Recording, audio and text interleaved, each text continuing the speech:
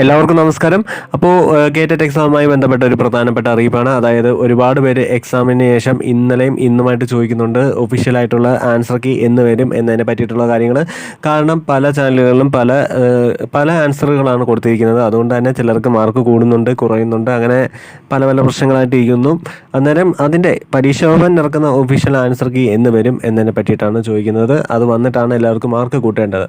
അപ്പോൾ ആ ഒരു ആൻസർ കീ 25-ന്, അതായത് ജനുവരി 25-ന് മുമ്പ് സൈറ്റിൽ പ്രതീക്ഷിക്കാം, അല്ല വരും എന്ന് തന്നെയാണ് പറഞ്ഞിരിക്കുന്നത്. അപ്പോൾ നിങ്ങൾ അതിനായിട്ടൊന്ന് കാത്തിരിക്കുക. ഈ 25 എന്ന് പറയുമ്പോൾ ഈ വരുന്ന ഈ ആഴ്ച തന്നെ, അതാണ് ഉദ്ദേശിച്ചത്. ഓക്കെ.